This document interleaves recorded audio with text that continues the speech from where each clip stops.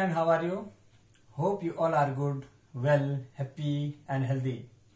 बच्चों, जैसा आप लोग जानते हैं कि आजकल हम व्याकरण पढ़ रहे हैं और व्याकरण के पिछले भाग में हमने पढ़ा था भाषा और बोली। तो आज हम देखते हैं अगले भाग में लिपि और हिंदी भाषा से संबंधित कुछ महत्वपूर्ण तथ्य। तो आइए सबसे पहले हम याद करते हैं कि हमने पिछले भाग में क्या पढ़ा था। पिछले भाग में सबसे पहले हमने पढ़ा था व्याकरण के विषय में, और व्याकरण किसी भाषा का जब हम अध्ययन करते हैं तो उस भाषा से संबंधित उसकी उत्पत्ति, उसका निर्माण, उसके शब्द निर्माण की प्रक्रिया और उसका शुद्ध और अशुद्ध रूप जिसमें हम उसका पूरा अध्ययन करते हैं उसको व्याकरण कहते हैं। और हमने साधारण शब्दों में ये भी पढ़ा था कि भाषा के शुद्ध और अशुद्ध रूप का ज्ञान कराने वाले शास्त्र को हम व्याकरण कहते हैं। ठीक है। फिर हमारा था भाषा, और उस भाषा में हमने पढ़ा था कि अपने मन के भावों और विचारों को जिस माध्यम से हम दूसरों तक पहुंचाते हैं और दूसरों के विचारों और भावनाओं को हम समझते हैं, उसे ही भाषा कहते हैं। और भाषा मुख्यतः दो प्रकार की होती है, पहले मौखिक भाषा, फिर उसके बाद लिखित भाषा। तो अब हम आते हैं आज लिपि। अब हम देखते हैं लिपि पर। तो बच्चों, जो मौखिक भाषा थी, उस मौखिक भाषा में भाषा का जो आदान प्रदान होता था, तो वह जो है फिर बात को उसको संचित करने के लिए हमारे पास मौखिक भाषा को संचित करने का कोई साधन नहीं था। उस मौखिक भाषा को लिखित रूप देने के लिए जो हमारी जो मौखिक भाषा में जो हम ध्वनि निकालते हैं, उन ध्वनियों को निश्चित रूप देने के लिए जिन ध्वनि चिन्हों का प्रयोग किया गया, ठीक है, तो और उन ध्वनि चिन्हों के प्रयोग करने की जो विधि होती है, हम जैसे उनको प्रयोग करते हैं उसको ही हम कहते हैं लिपि। तो आइए अब हम देखते हैं सबसे पहले कि लिपि। आज हम पढ़ते हैं लिपि।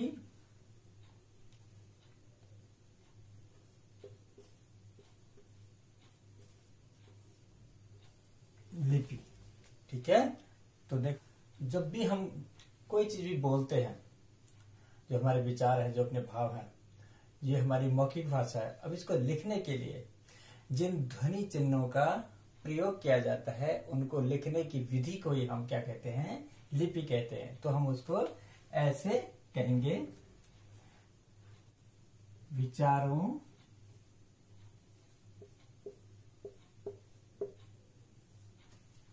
को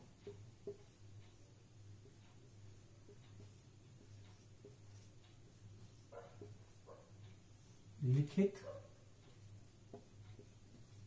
रूप देने के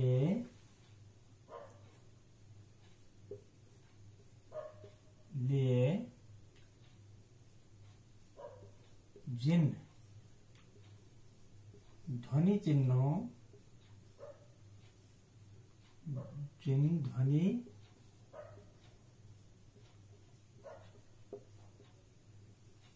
का प्रयोग किया जाता है,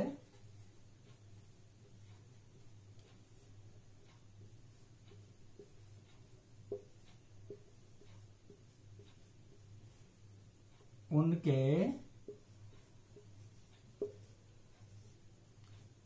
लिखने की विधि को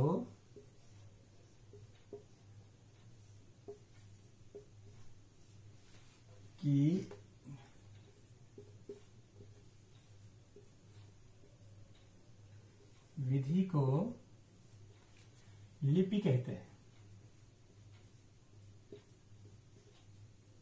लिपि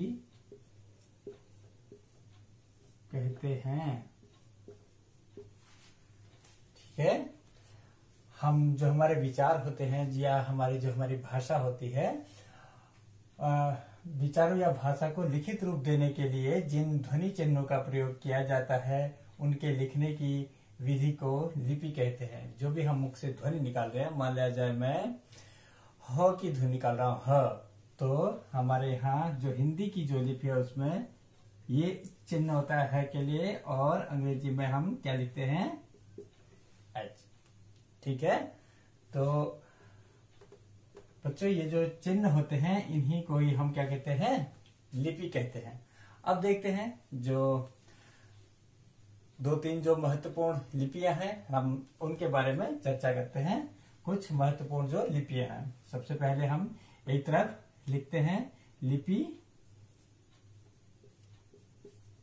और दूसरी तरफ लिखते हैं भाषा। सबसे पहले आती है देवनागरी। ठीक है,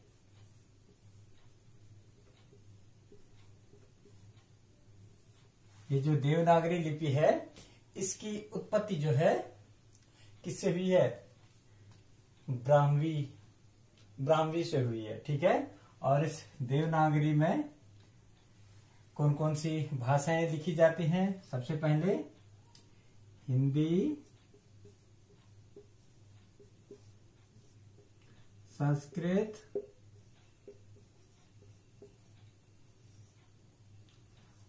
और मराठी और नेपाली, गुजराती।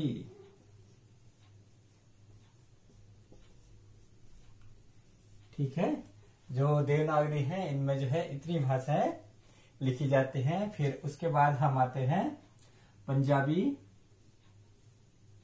नहीं सॉरी, यहाँ पर हम क्या लिख रहे हैं, गुरुमुखी लिख रहे हैं। यहाँ पर हम लिख रहे हैं लिपि, तो लिपि आएगी हमारी गुरुमुखी।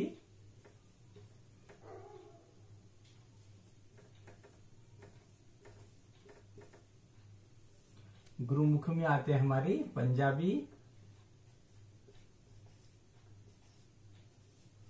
ठीक है, अब आती है हमारी उर्दू। उर्दू में आती है हमारी फारसी, कुछ लोग अरबी भी बोलते हैं। अब देखिए, अब आता है हमारा रोमन। रोमन में अंग्रेजी,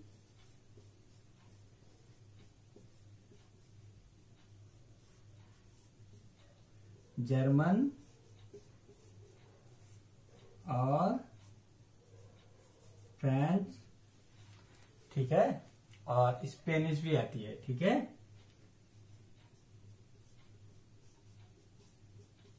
स्पेनिश।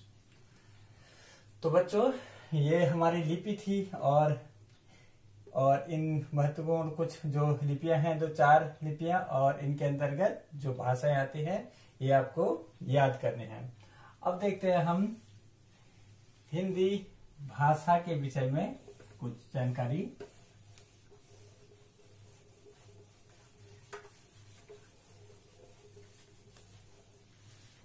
अब देखते हैं हिंदी। ओके,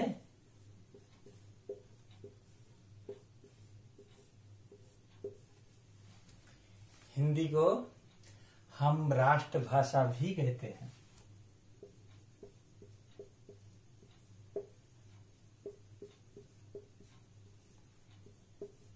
हालांकि इसका जो संविधान में जो उल्लेख है वह हिंदी को राजभाषा के रूप में है, उसको राष्ट्रभाषा नहीं बोला गया है। फिर भी क्योंकि यह भारत के अधिकांश हिस्से में बोली जाती है, और जो है दूसरे राज्यों में भी जब हम जाते हैं तो हमारा जो कम्युनिकेशन का जो माध्यम होता है, यानी कि जो आपसी वार्तालाप का जो माध्यम होता है वो अधिकतर जो है हिंदी में ही होता है। जो बाकी के राज्य हैं वहाँ के भी ज्यादातर लोग हिंदी को समझते और बोलते हैं। ठीक है, तो अब देखिए, पहले तो इनको बोला जाता है राष्ट्रभाषा। दूसरा है, हिंदी को राजभाषा का दर्जा कब दिया गया, यानी कि हिंदी को भारतीय संविधान में राजभाषा के रूप में कब शामिल किया गया था। यह आपका 14 सितंबर 1947 14 सितंबर 1949 को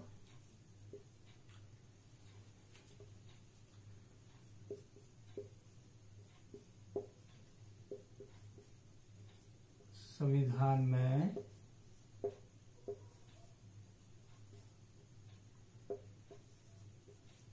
हिंदी को भारतीय संघ की राजभाषा के रूप में शामिल किया गया। ओके,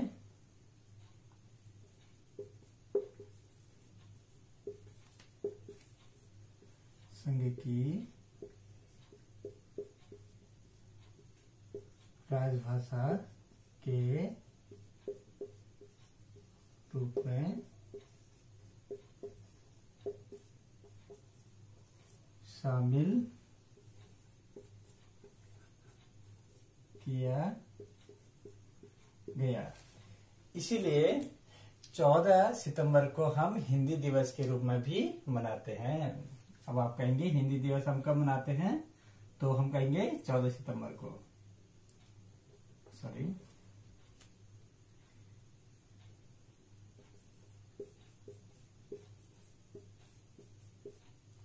इसलिए 14 सितंबर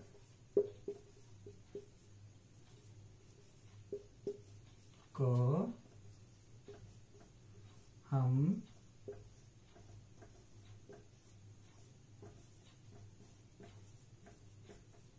हिंदी दिवस के रूप में मनाते हैं। बस अब देखिए, ये तो हो गया हमारा हिंदी के बारे में कुछ महत्वपूर्ण। और दूसरा आता है, हमारे भारतीय संविधान में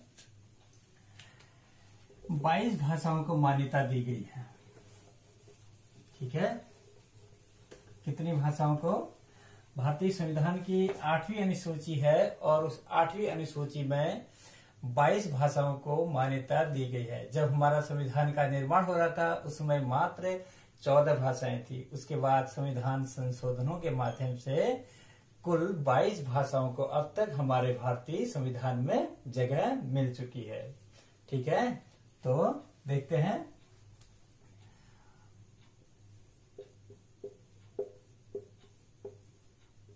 भारतीय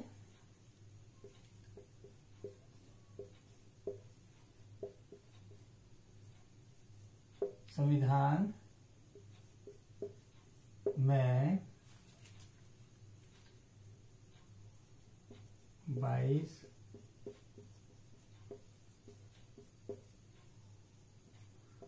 भाषाओं को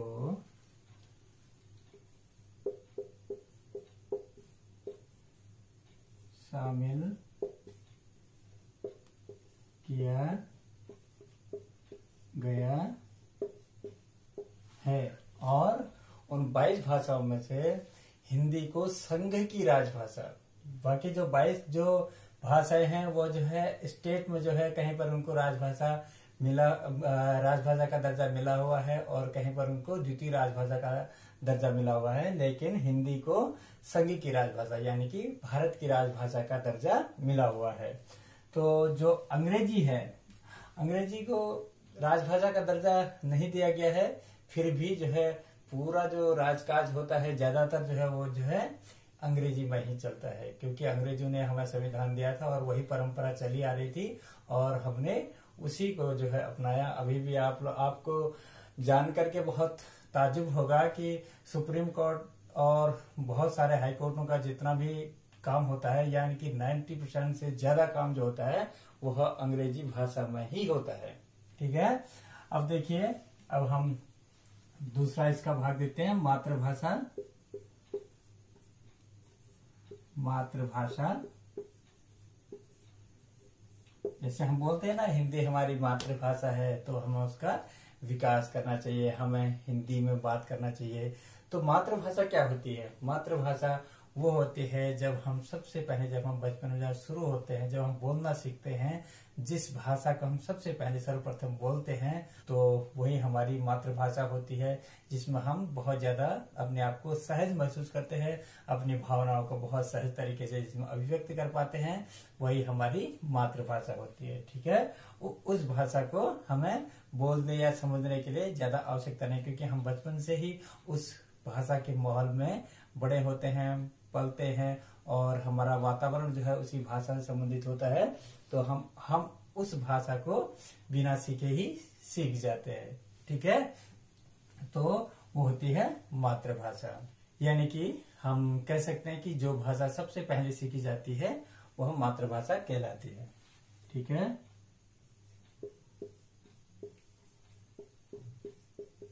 जो भाषा सबसे पहले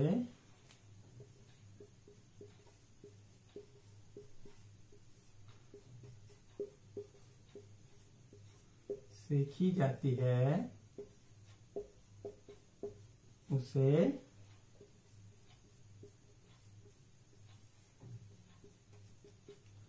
मातृभाषा कहते हैं। तो अब देखते हैं हम मानक भाषा। जब कोई भाषा बहुत बड़े क्षेत्र में बोली जाती है तो उसमें जो है क्षेत्रीय भाषाओं का भी प्रभाव पड़ता है। क्षेत्रीय बोली, क्षेत्रीय भाषाओं का बहुत ज्यादा प्रभाव पड़ता है। इससे उस भाषा में एक रूपता नहीं रहती है, और भाषा को एक रूप बनाए रखने के लिए उसकी मानक जो एक रूपरेखा होती है, उसकी जो उसकी शुद्धता होती है, उसको बनाए रखने के लिए हमें जो है मानक भाषा की आवश्यकता पड़ती है। तो इसको जो हम परिभाषा के रूप में ऐसे लिखेंगे, शिष्ट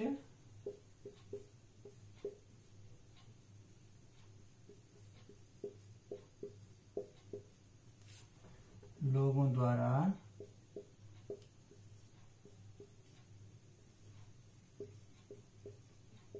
प्रयोग की जाने वाली तथा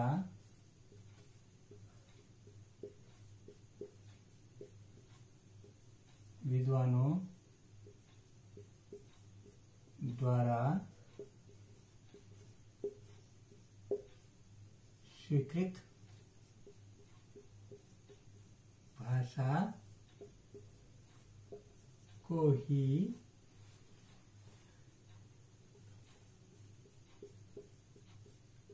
भाषा का मानक रूप कहा जाता है।